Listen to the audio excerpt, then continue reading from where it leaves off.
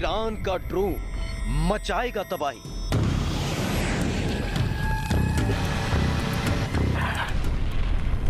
Crimea bridge पर हमले के बाद रूस बौखला गया था और उसके बाद से ही लगने लगा था पुतिन कोई बड़ा कदम उठा सकते हैं। और फिर कीव और यूक्रेन के अलग अलग हिस्सों में आसमान से आग बरसी थी।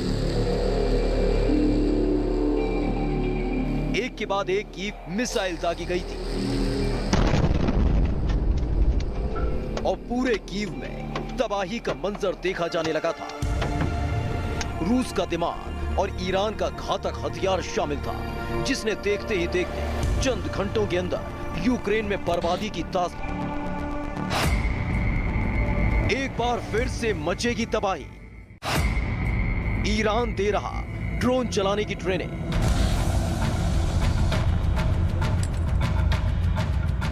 यह खबर यूक्रेन के लिए किसी झटके से कम नहीं है, क्योंकि अभी ईरान के ड्रोन ने यूक्रेन के अलग अलग प्रांत और शहरों में जमकर तबाही मचाई। और अगर फिर से कोई हमला होता है तो वो हमला सीधे तौर पर रूस के सैनिक करेंगे, लेकिन हथियार होगा ही।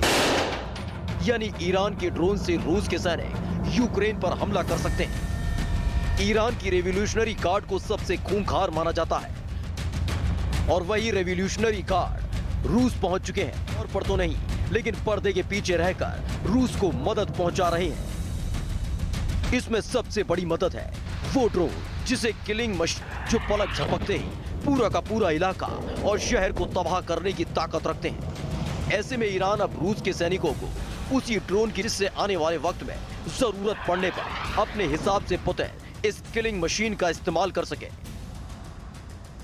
रूस यूक्रेन युद्ध में ईरान के ड्रोन की एंट्री। रूस को मिली शाहिद 136 ड्रोन की खेप। आसमान में उड़ती किलिंग मशीन है शाहिद 136 ड्रोन। शाहिद ड्रोन से ही रूस ने कीव पर किया था हमला। रूस के सैनिकों को ईरान दे रहा ड्रोन चलाने की ट्रेनिंग। जिस ड्रोन का नाम सुनकर किसी भी देश की आर्मी थर्राने लगती है, अब उसकी पूरी की पूरी खेप रूस पहुंच चुकी है। यही नहीं, ईरान की रेवोल्यूशनरी गार्ड के खूंखार सैनिकों ने रूस में अपनी आमद दर्ज करा दी है, जो रूस के सैनिकों को शाहिद ड्रोन चलाने की ट्रेनिंग दे रहे हैं। ये खबर सामने आने के यूक्रेन की तरफ से पूरे देश में एयर अलर्ट जारी कर दिया गया है। ईरान की ड्रोन की एंट्री के साथ ही यूक्रेन पूरी तरह अलर्ट है। यूक्रेन ने पहली गलती से सबक लेते हुए यूक्रेन के साथ साथ कीव में एयर अलर्ट जारी किया है, जिससे अगर आसमान में उड़े तो यूक्रेन की आर्मी से वो बच ना पाए।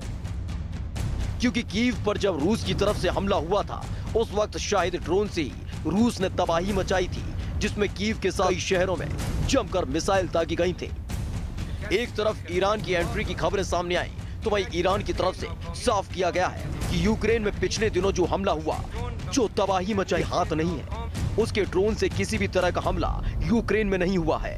लेकिन एक्सपर्ट का मानना है कि ईरान के ड्रोन की ट्रेनिंग अगर एक बार रूस के सैनिकों को मिल गई तो इस युद्ध की तस्वीर बदल जाएगी और तबाही मिलेगा, जिसे सदियों तक भुलाना आसान नहीं होगा।